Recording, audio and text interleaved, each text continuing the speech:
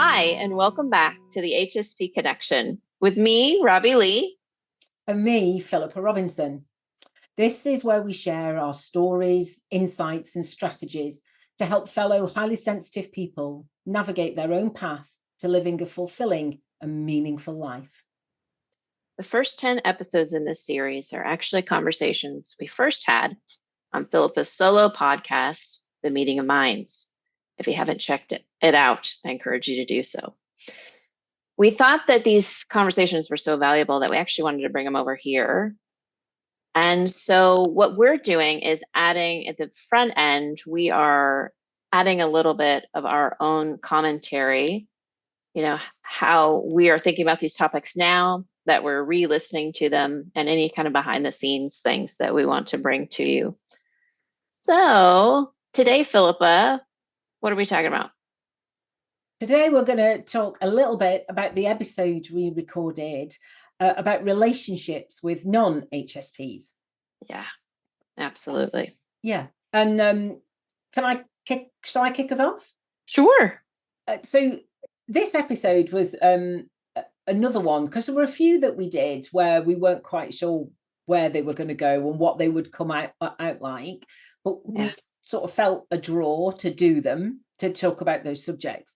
And this is one of those that I really wasn't sure where it would go, and whether we'd have enough to say, and whether we would be able to I don't know, talk about it in a useful way. Mm-hmm. I really, wasn't sure, obviously, but when we listened back, I thought it was a good conversation, which is why we released it. But then listening back to it again now in preparation for this, I really did think, if it's, sounds okay. Anyway, I thought it was really quite good. Yeah. And it surprised me.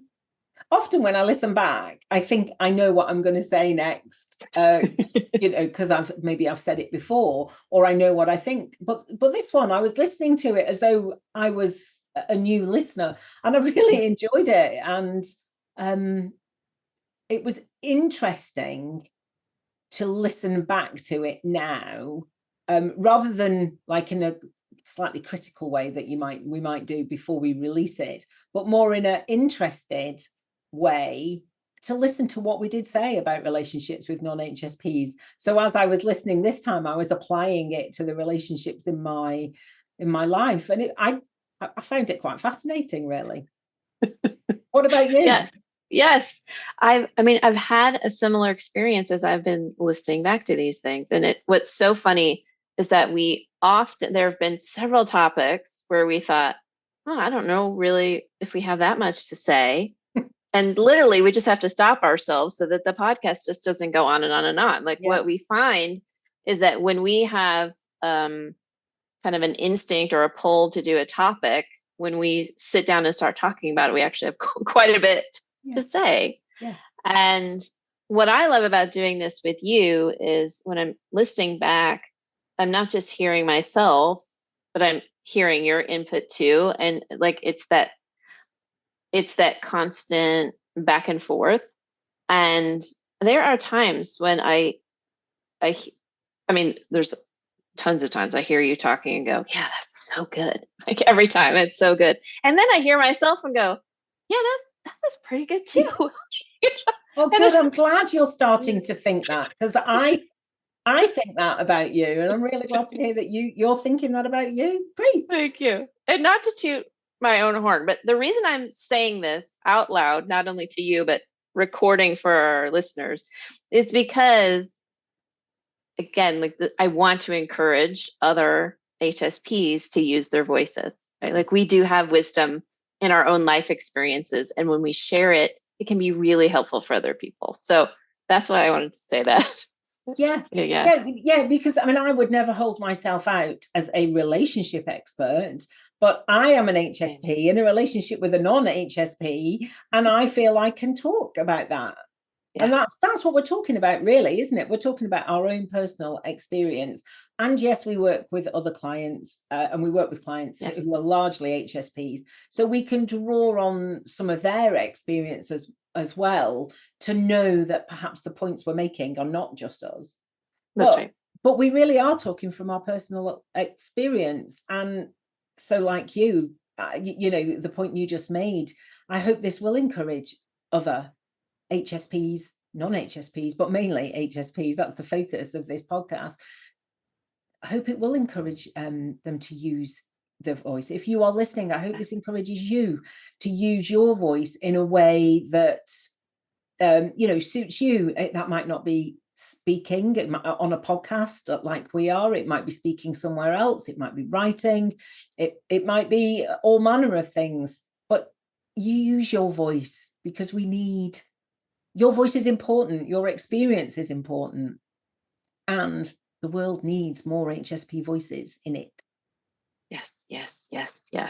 I couldn't agree more. That's absolutely, I believe that. Yes, please speak up. We need your voice. We need your voice. We do. And to go back to your favorite topic, Robbie, and it doesn't have to be perfect. We're not That's perfect. Right. We are far from perfect. We muddle our here a little bit. This is our second time at recording this, because we fluffed it up so badly the first time. We fluffed it up so much. We thought, okay, enough. We need to start again. We're not perfect at all. No. But we're doing it, and we're putting our voices out because we feel really strongly about that. Yeah. Did you have, just before we go over to the episode, did you have any main takeaways or anything that you wanted to share? Anything else you wanted to share about this episode? Yeah, there is one thing, and I want to quote you, because I heard you say it, and I was just like, yes, like it just hit me. It was exactly what I needed to hear that day. It was a perfect reminder. You said, keep your cup full and give from the overflow in your saucer. And I was like, yes, Philippa, thank you. I needed that reminder today. Yeah. Because that was a reference to, we all hear about keeping your cup full, but don't wait for it to get empty before you top it up, because by the time your cup is empty, you've not got enough in you to think about how to top it up. So keep it full, keep it overflowing into the saucer, and give from the saucer. Yeah. Oh, yeah. Great. And my biggest takeaway was, and I'm still there in that place really of trying to help people believe that, high sensitivity is a thing. It really is a thing. And for me, believing it's a thing, and believing in it, and believing how it's what great things it brings to my life. It brings a couple of challenges, but who doesn't have challenges in their life?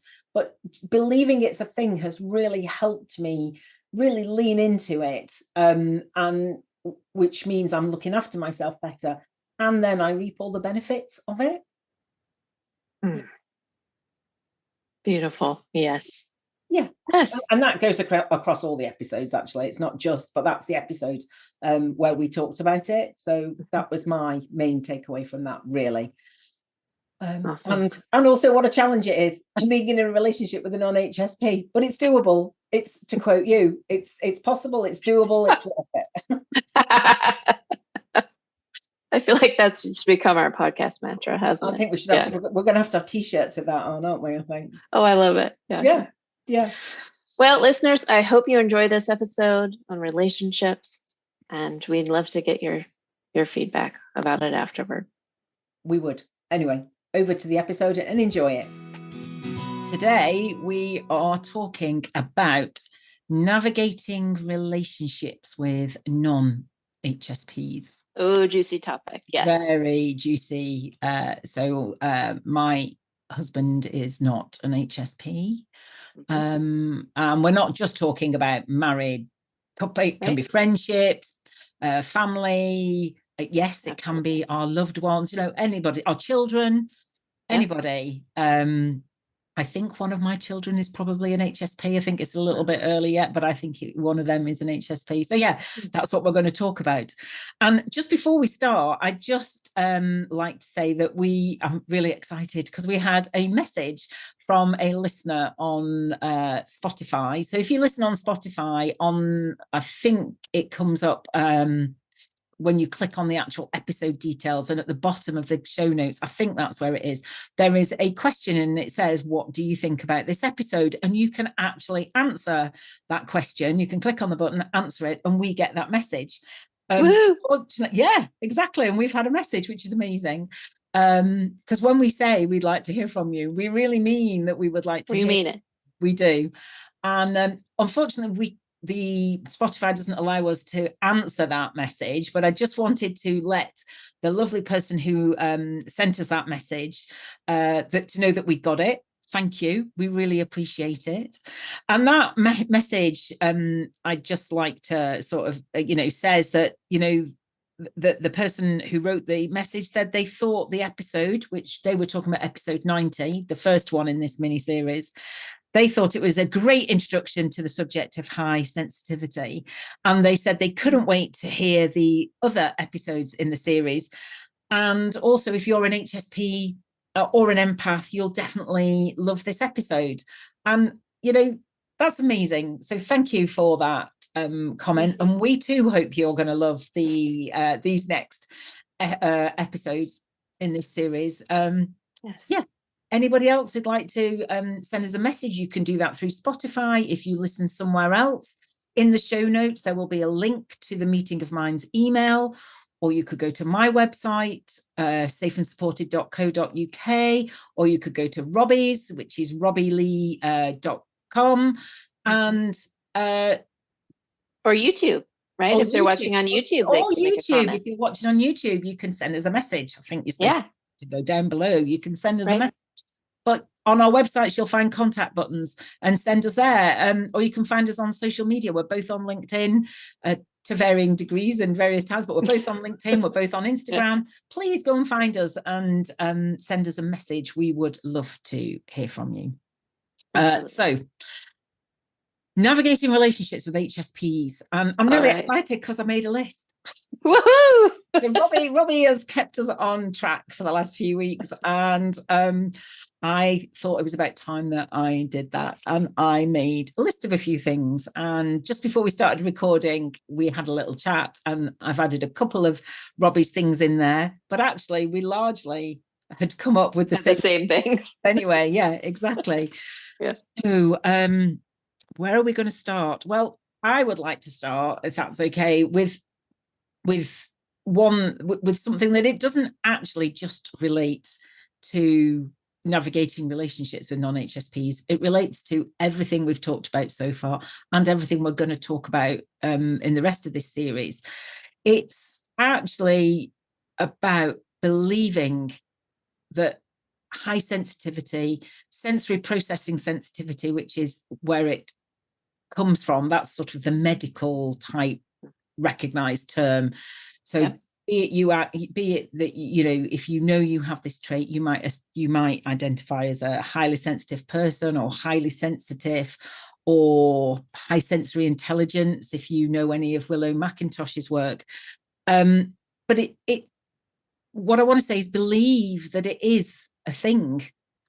Really believe, because it is. Robbie and I would not be here talking about it unless we believed that it was a thing. And that's not to say because we say it, you've got to believe it. But for me, believing it and really taking it in, to my heart and understanding it has helped me understand myself and helped me get to this stage where I am thriving with my high sensitivity and with my gift, and generally trying to shine with it all. That's definitely where I am, but that had to come from my belief that it was something real, and for me to understand. Yes. What do you yes. Absolutely. Beautifully said. Because until we own it ourselves, then it's hard to kind of bring that into a relationship, conversations about it in relationship with somebody else, or even our own awareness. Because we'll talk about kind of how this relates in relationships. But I totally agree with you. The first part is recognizing, oh, this is a real thing.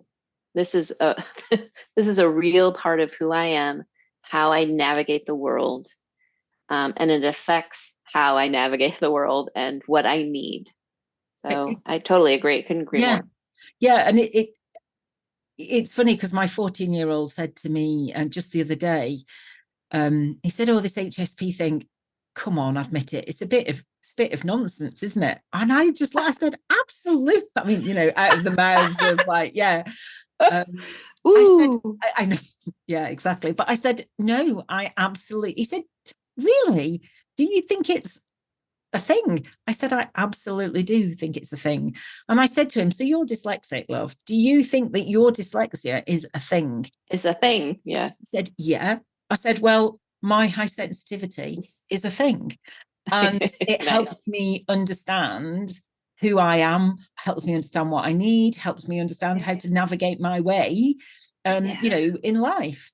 Just like you, only quite recently realizing that you're dyslexic has really helped you understand, your experience of the world much more. And he's like, okay, like, as teenagers do.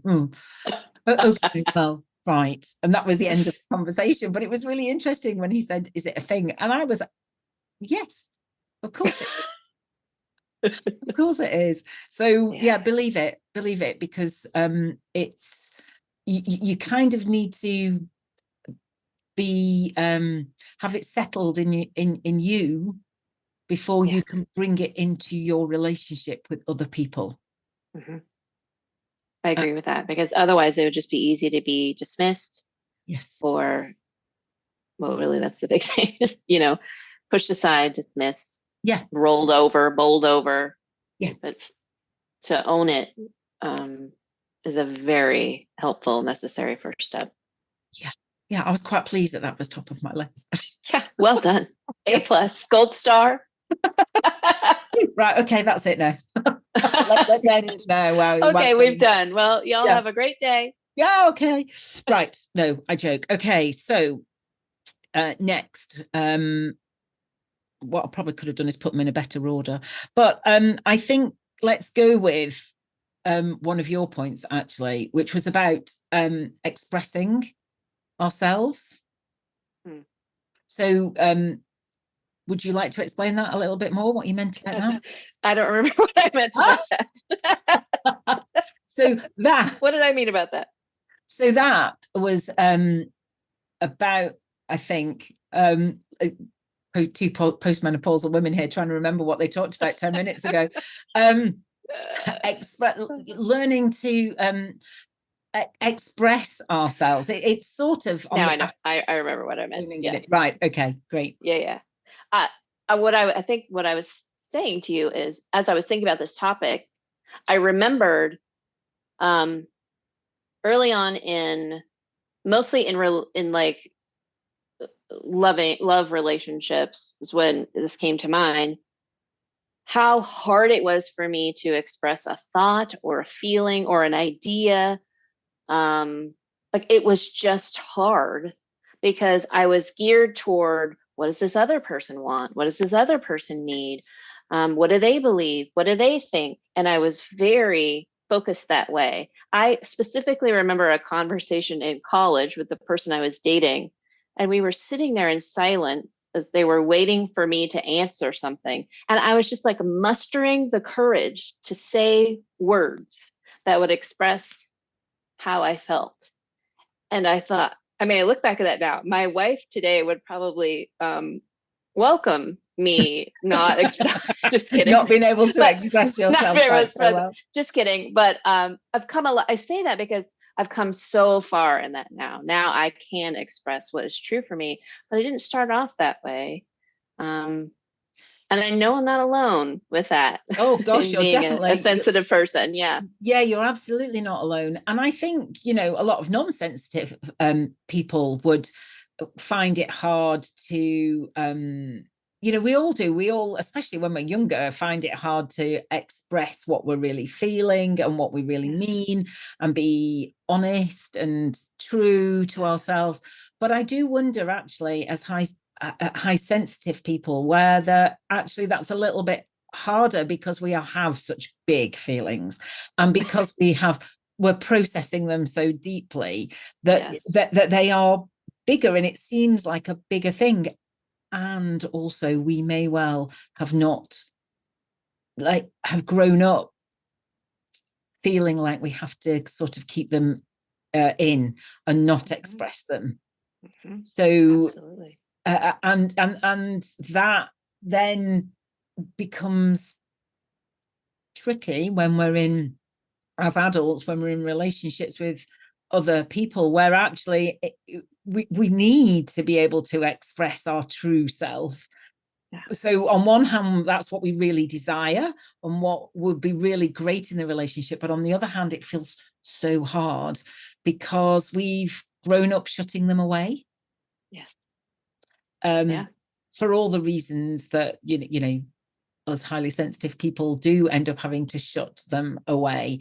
And you know, I know it's not easy to move from that being shut away to the opening place, but really to thrive and for your relationship to thrive, there does, I believe, need to be that opening up, or however else you might describe it, to be able to bring your true self into the relationship.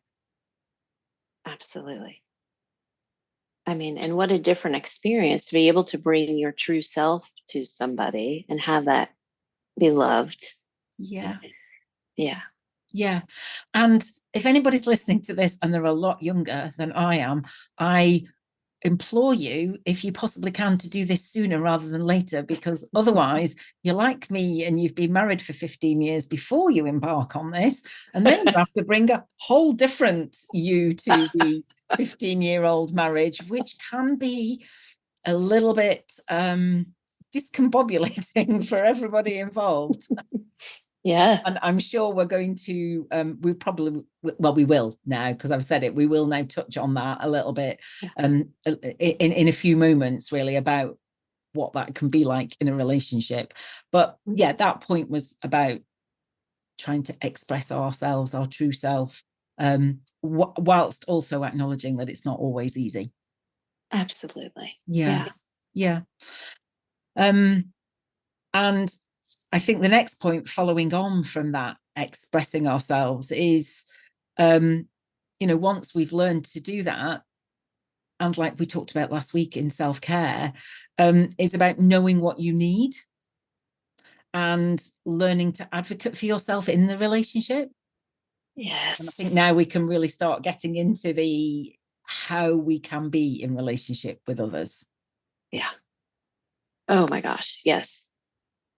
This is, I remember early on in my relationship with my now spouse, she is extroverted and I am so far on the introverted scale. Like, you know, we're just night and day difference there. And so even before I knew I was HSP, her way in the world and what she needed from the world, she needed to process things externally. She liked to have a lot of movement and life and people around her. And I was like, I need quiet and I need aloneness.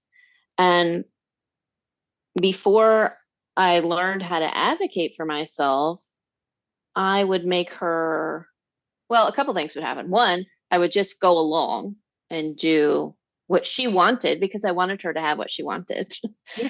uh, and then I would just be overwhelmed and exhausted a lot. And so then that would make me angry. And so then I would start making her wrong. You know, well, why do you need to do this? When really, what the situation needed and what we're now able to do now, 15 years later, is I can say, hey, I need some cave time. And she's like, yeah, got it, no problem. I'm going to go hang out with so and so. Brilliant. You know, problem solved. We're both able to then just say what we need. Nobody has to be wrong. Yes. We can need different things, and those are both great, right? Yeah, I love that. And that's so well put. That actually nobody needs to be wrong. And you've touched on a very something very close to my heart there, which is, people pleasing, because we have a lot of empathy, and we tend to know what the other person is feeling and want. We can really very easily, you've done it, I've done it, slip into that, letting the other person, have what they want. Sometimes it's easier. Well, a lot of the time it's easier. But also because we want them to have what they want. Yes. But it takes us a while to understand that is going against what we need or want. Yeah. And it's pulling something back for ourselves, isn't it? 100%. Yeah. I'm so glad you brought up people pleasing. That was so much a part of most of my relationships until, I really worked a lot on it in therapy, and it still pops up. I mean, it's still there, but my habit in the world would be exactly what you said. Like, what does the other person need? I want them to have what they want. And those are lovely things. When it becomes unhealthy is when we don't first check in and say, what do I need in this situation? And honor that, right? Yeah. Honor, what do I need here? Okay, you need something different. Great. Well, we're two adults. We can figure that out together. Instead of just the knee jerk, well, let me just acquiesce to what you need. Let me make you happy. I don't want to sit. First of all, I don't want you to be unhappy. I don't want to sit in your unhappiness. I don't want to be the cause of your unhappiness, right? These are the types of things I would say, and just be like, well, it'll just be easier to let her have what she wants. But it's not healthy. Like, it comes at a cost, a personal cost. It does. And I did exactly the same thing. And, there does then become this underlying frustration and irritation and, anger, really. And that's certainly what I found. And mine all bubbled up in the end. And, my husband likes noise around. He's definitely much more extroverted than I'm not quite as introverted as you are, but I'm definitely more of an introvert than an extrovert.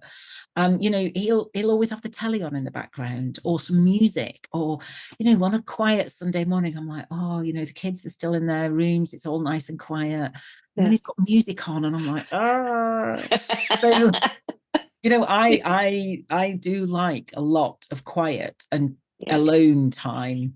And I am still having to learn that I need that and to take it. So I know that I've learned that I need it. What I'm still learning is to get enough of it so that I don't end up going down that depleted, overloaded, then overwhelmed road. I still travel down that road before I can pull myself back. And it might never change. I might always this might be as good as it gets, but I'm aware now.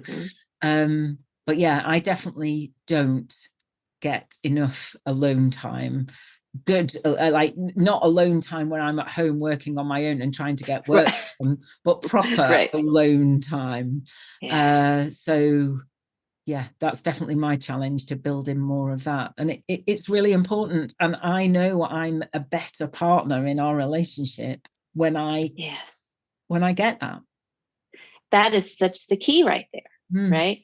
Where, my old way of thinking was, well, I'm being a good partner by just letting her have what makes her happy.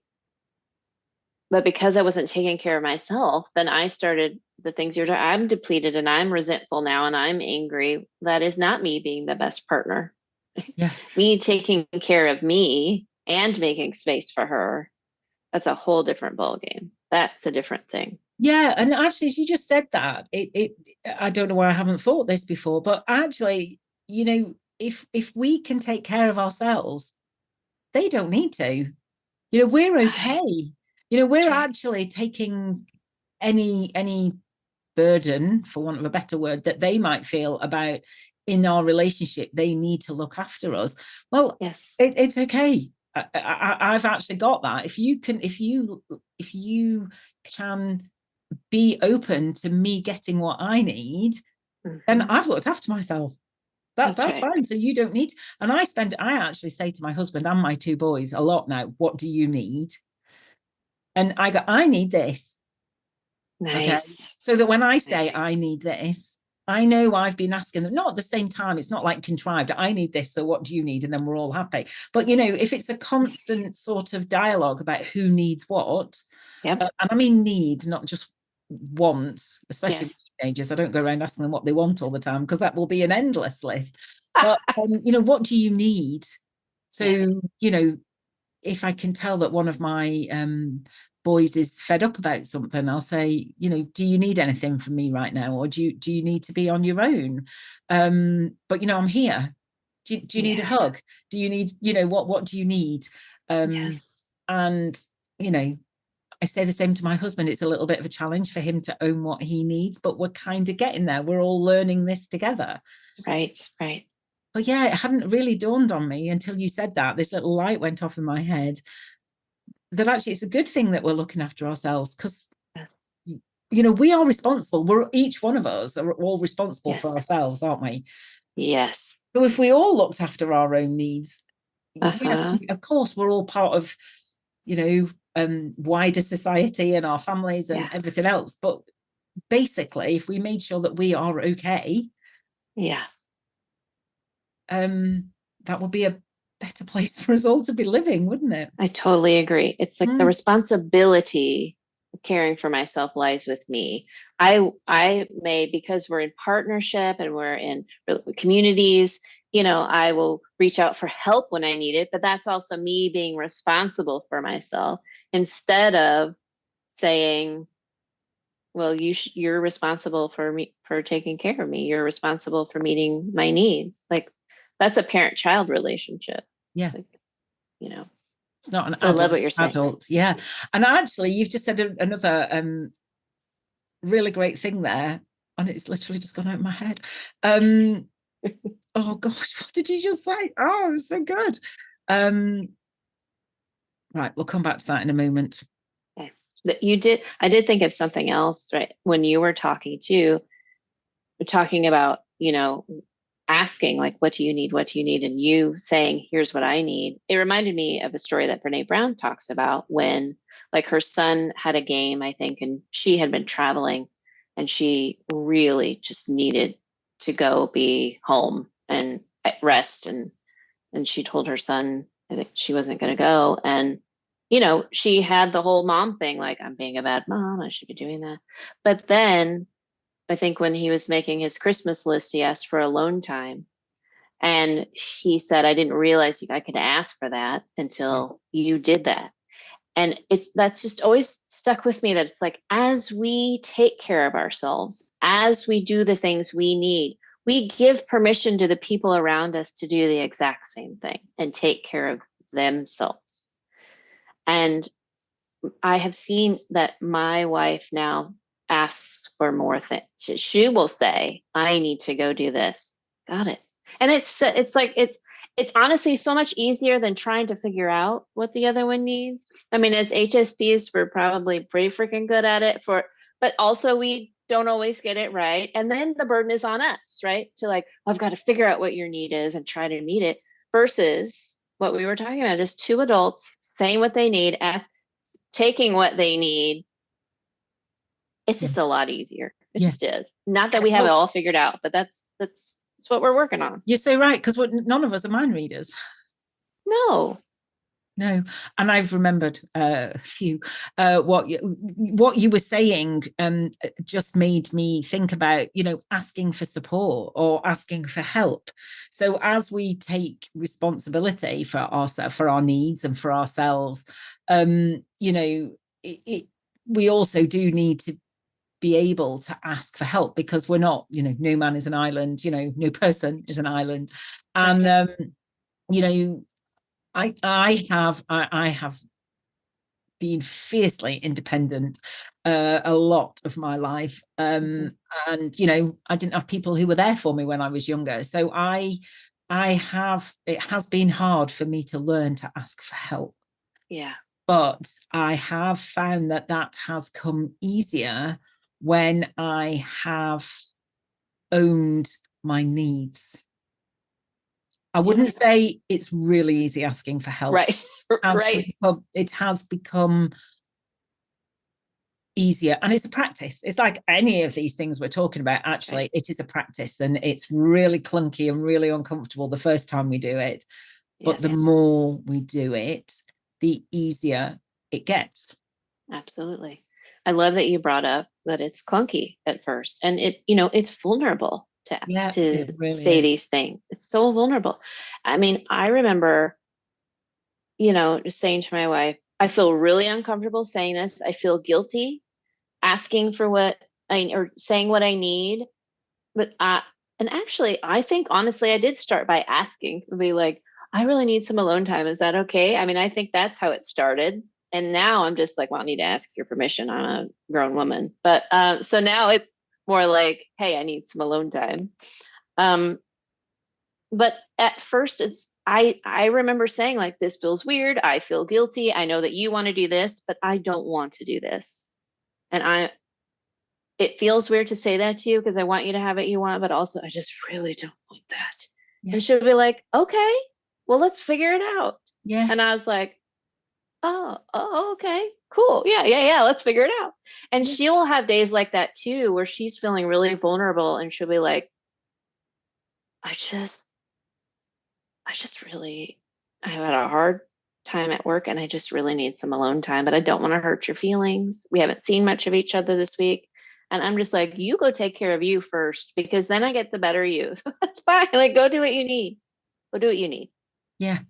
Yeah. And it is uncomfortable, but does get better. And it does really make, in my experience, it's made our relationship a lot better. Well, I would say that. I was sure my husband would agree, actually. I'm much nicer to be around now that I feel more able to be myself. Yes. And get what I need. And like you absolutely said, that the more we do it, the more, and we model it for everybody else, other people around us, it's like they get permission to do it as well. 100%. Yeah. Yes. Yeah. And actually, as we're talking about it being a bit clunky and a bit uncomfortable, I would say that any of these practices, that when you start putting them in place, they need to come with a really good dose of self-compassion. Yes, because it takes practice, and it will feel a bit awkward, and maybe you're not going to get it right all the time. Not that there's a right or wrong, but it might not go brilliantly. And actually just, a big, massive dose of self-compassion and self-love, and know that you're doing it not just for the good of yourself, but for the good of your relationships. Yes.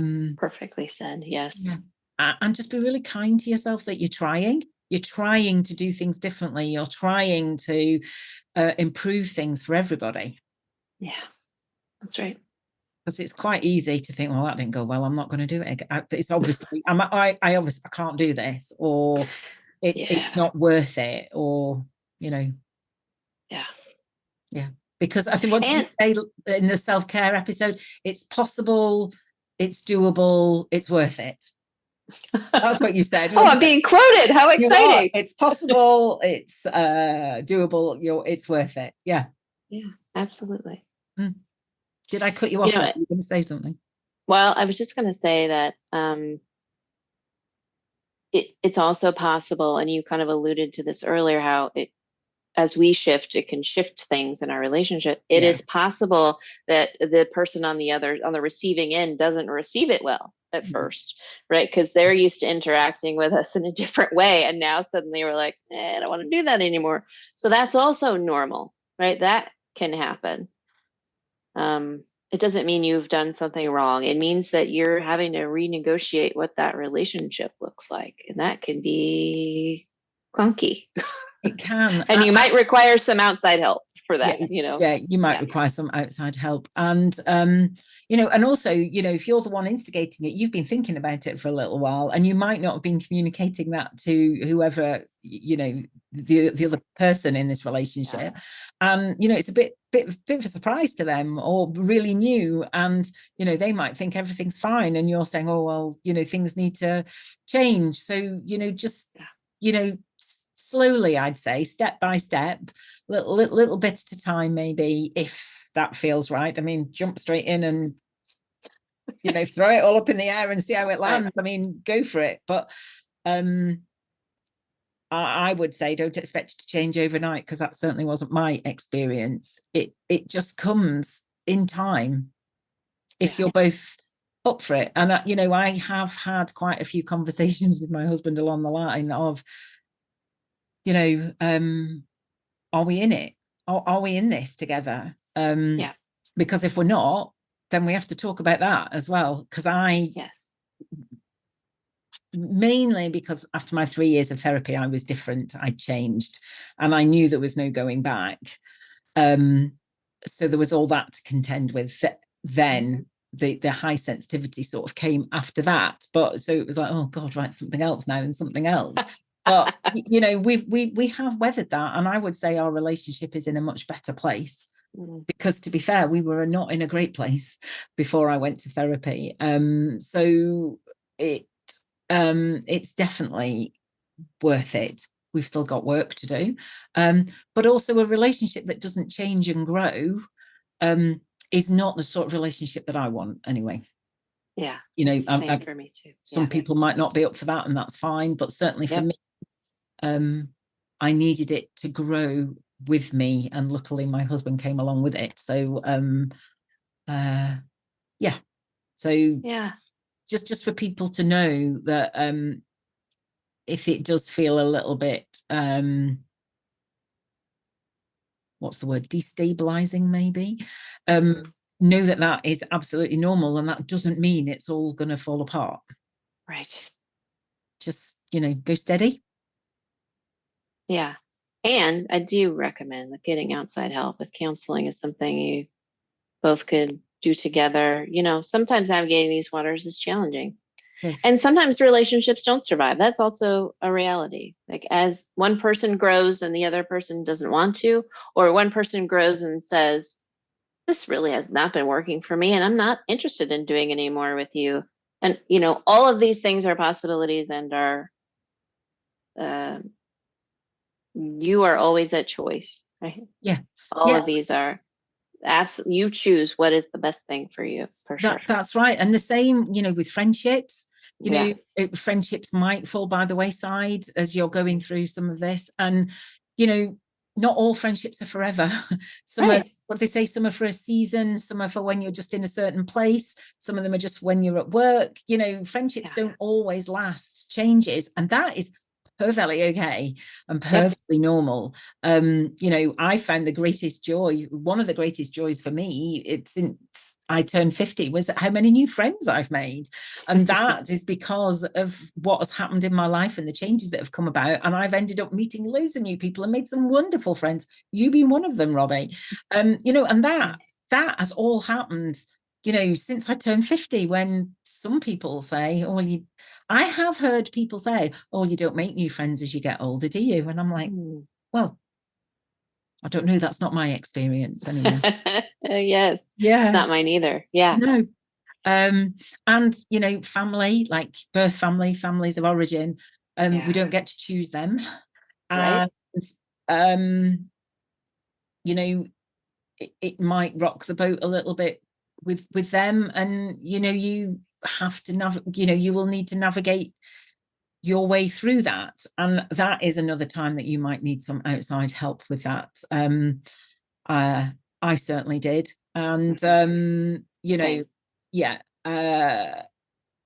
But again, it's doable, and it's absolutely worth it. I would not be here doing this now if I had not had all that help and done all that work. And I absolutely, I'm so glad I'm here, not back where I was before. So oh my gosh, same. I was miserable. Yeah. Can you imagine? I don't want to. No. No, me neither.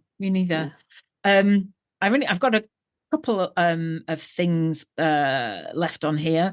One massive one, actually. Okay, let's get that one out. Boundaries. Yeah. Yes. So Woo! I think we might touch on boundaries now, but I actually think boundaries could do with being a whole episode. I think so.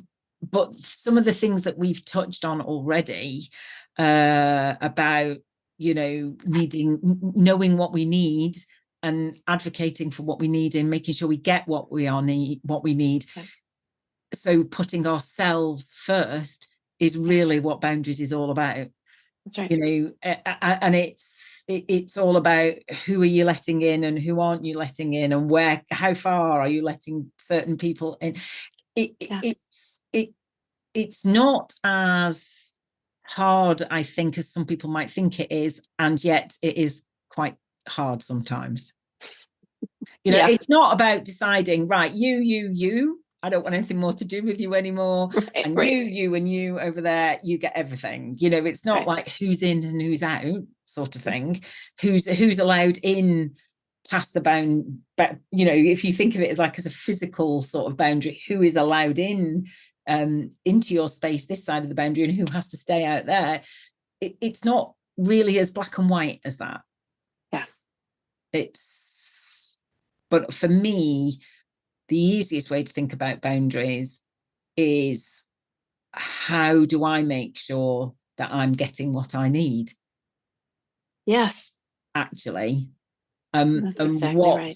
What do I need to put in place to make sure that happens? So whether that's space in my calendar, or get somebody else to do the shopping, or get somebody else to do the cooking, or to oh gosh, there are so many different ways we can look at boundaries. So I don't, if there's something you want to add now, Robbie, please do. And then I think actually we should do a big episode all on boundaries. Do you think? I love the idea of doing an episode. Yes. I do want to add this into the space today, which is no, being able to say no. Like that at times is still hard for me. And that was one of the hardest things, because it tied so deeply to my people pleasing, not wanting to hurt anybody's feelings or let them down. Yeah. And so that was a really big one for me. But just learning that sometimes having to say, I lost a friendship over having to say no to someone. So, I mean, there can be costs, but also I have found myself, which is, I need that. I need that. So, yeah, that's an essential, not a luxury, isn't it? That's right. Yeah. That's right. And no is an absolute sentence. It's an entire sentence, all on its own. And, that is about saying no to the things you don't want or need, so that you have more space, time, energy, money, all your resources available for the things that you do want and need and light you up and are good for you, and all those things. So that's what it's all about. So in a lot of ways, it's actually quite straightforward. I wouldn't say simple, but straightforward. It can feel very not simple, but yes, it is straightforward. Yeah. So so more on boundaries in the future. Yeah, and boundaries really do help. Oh gosh, yes. They do help, and that's why we're sort of saying here in this episode, we're just mentioning boundaries, because they do really help navigating your relationships with anybody, be it a non-HSP or another HSP, or they do help, and they're not selfish. And if people don't like the boundaries that you put in place, it's always a good idea to wonder why they don't like you putting a boundary in place, because usually it's because they're benefiting from you not having a boundary. That's right. Yeah, harsh, but true. And remember, it's not your job to meet their needs. It's your job to meet your own. I love it. It just all ties in, doesn't it? It does. Yep. Okay, so we I've got here on the list, seek out other HSPs, which is, again, we talked about that in the self-care episode. But the reason for seeking out other HSPs in order to help you navigate your relationship with a non-HSP is that you can get your HSP fix. You can have your space with other HSPs where you can like nurture your sensitive side and be understood and not have to explain yourself, which leaves you nurtured and your cup full to take to your relationship with whoever the non-HSP is in your life. Yeah. So that's why spending time with other HSPs really benefits your relationship with a non-HSP. Absolutely. Yeah. It's beautifully said. We've talked about that. I'm reading my list. You don't know what I'm saying about that. Slowing down, self-compassion. So one I had on here was choose who gets your energy, which again is really a boundary. It ties in with the boundary, I think. But I really love that idea. It almost kind of doesn't fit in really, but I just love that idea. So I wanted to say it, that really choose who gets your energy, because your energy, like all other resources, is not infinite. And as highly sensitive people, we do need to really keep a check on our energy levels and make sure we're keeping it topped up. Don't wait until it's nearly gone before you start filling it up. Keep it full. It's that whole cup and saucer analogy, isn't it? That, keep your cup full and only give from what has gone into the saucer. If there's nothing in the saucer, then get your cup filled up, because if you're waiting for it to be drained, you've got very little to give to yourself to help keep filling that cup up. Just try to constantly look after yourself. Yes. I just recently relearned that again. And here I was like feeling so good about all my self-care stuff. Yeah. But I was entering kind of the Christmas season feeling like, okay, I'm ready for a break. Like I'm taking some time off. I'm ready to recharge. I'm so excited about this. And then my wife had an accident and she's fine now. But that took a lot of me to be there, and I didn't get the break I needed. And so then I was in trouble. And I was like, I should not have let it get so low when I did have control over that, because then when something happened I didn't have control over, I didn't have my resources. So it was just another reminder. It's like, don't let it get so low. Exactly what you said. Don't let it get so low. You got to top it off sooner. Yeah. And like you said, you don't know what's around the corner. You might think, oh, okay, I know I'm really low, but I'll just get to the end of next week or something. But can you do something? Can you what can you possibly fit in now to make sure by the time you get to the end of next week you're not absolutely on zero? That's right. Because you don't know what's going to happen. Yeah.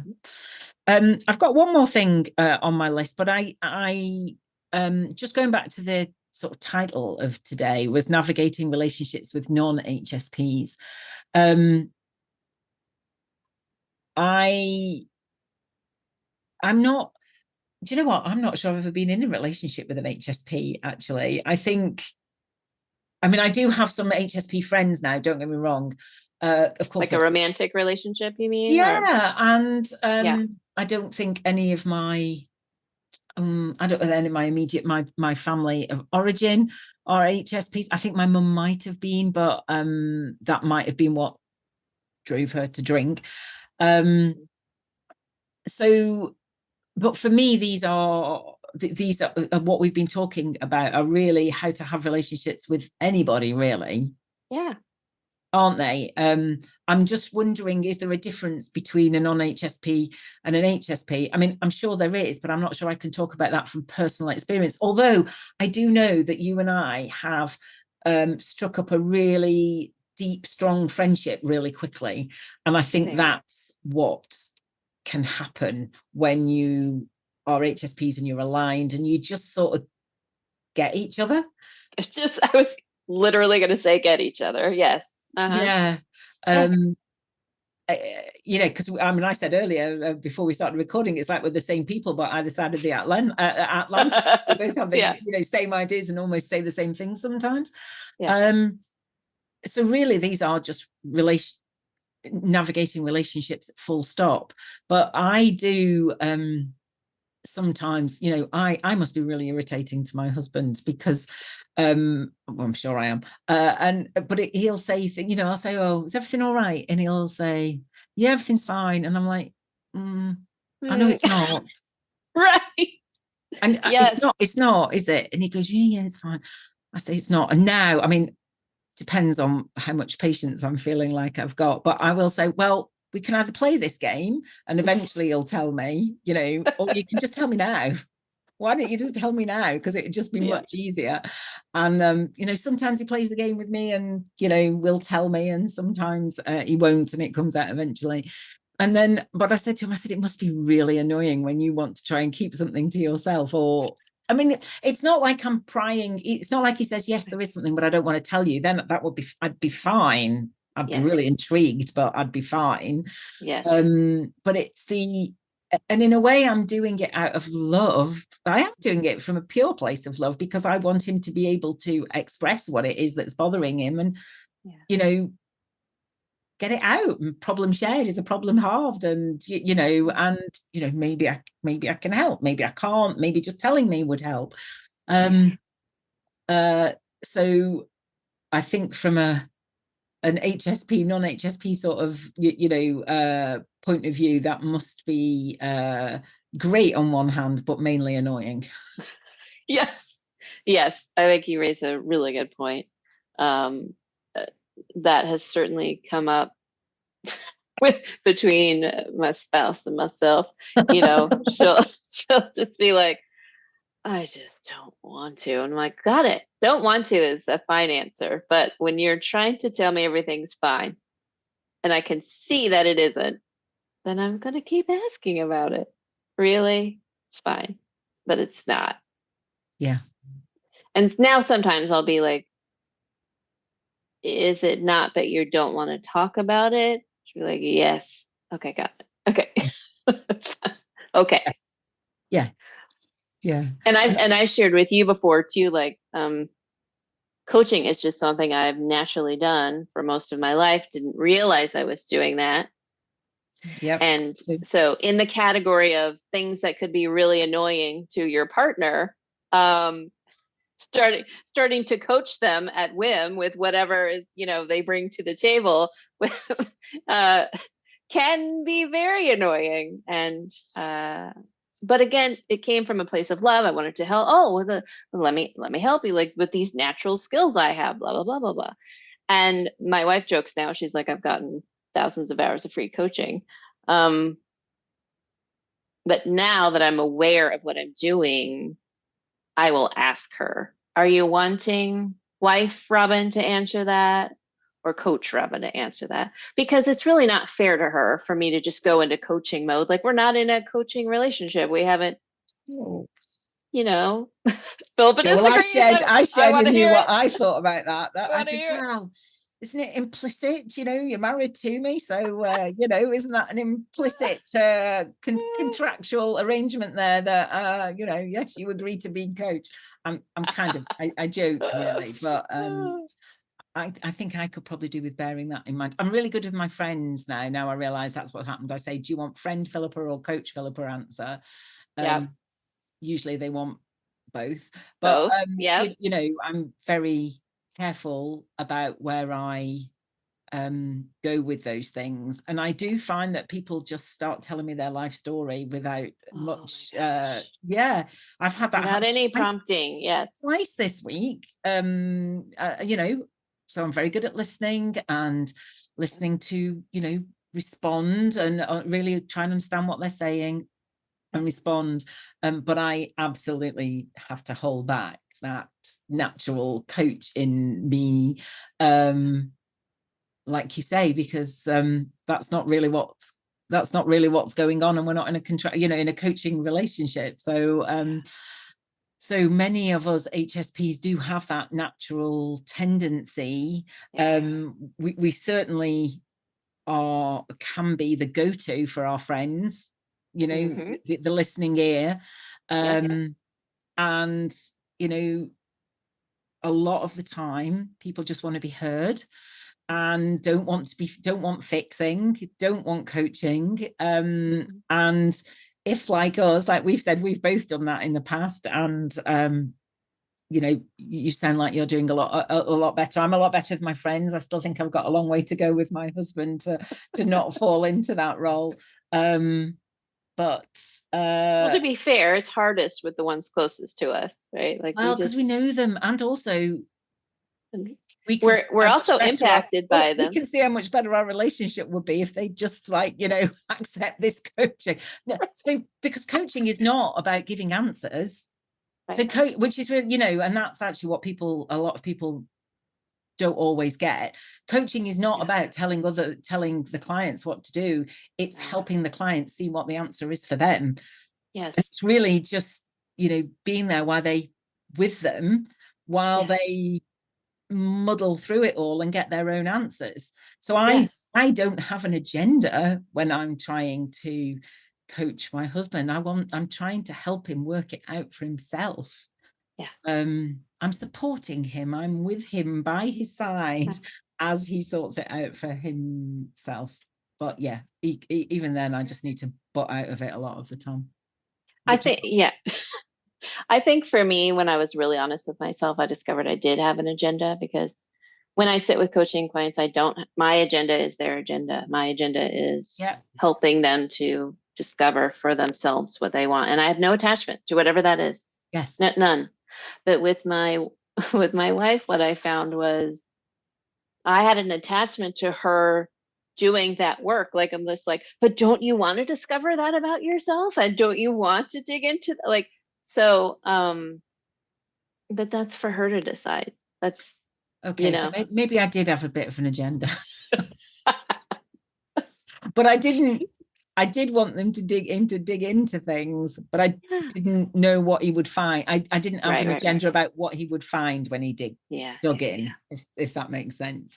I do. It's more of a curiosity, actually, than anything else. I'm like, well, what is going on under there? What, you know, what is happening? Where is that coming from?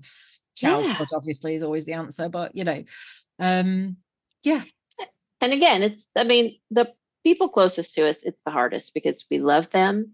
Mm-hmm. We want the best for them. So it's like, we're going to naturally try to do our gifts with them. Plus we are impacted by them. We're sharing a life together. So it's a bunch of things. It is. And, you know, it's all interwoven, isn't it? So it's, you know, if we could very neatly put it all in boxes and separate it all out, well, you know, but that just doesn't happen, does it? Nope, it doesn't. So you brilliantly brought up the last point that I had on my list. So I think that's it for this episode, unless you have anything that you were thinking that we haven't talked about.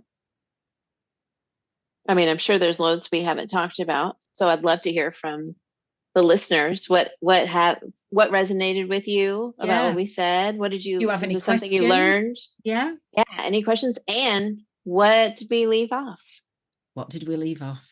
Yeah, exactly. Right, that's it for today. I hope you've enjoyed this episode. As I say, Robbie said, let us know what we've missed off, if you can think of anything else. And thanks for listening and watching, if you're watching on YouTube. And we'll be back soon with another episode. So it's bye from me. And bye from me. Thanks for listening to HSP Connection. If you've enjoyed it, hit the subscribe button so you don't miss any future episodes. Also, we'd really appreciate it if you could rate the podcast and share it with anyone you think might be interested. It helps others find us. If you listen on Apple Podcasts, you can also leave us a review. To get in touch with us, you can email us at hspconnectionpodcast@gmail.com. And we'd love to hear from you with your thoughts and comments on the episodes and any suggestions you have for future topics and guests. We are both HSP coaches and speakers. And to find out more about Robbie, go to Robbie Leigh, that's leigh.com. And to find out more about Philippa, go to safeandsupported.co.uk. See you next time.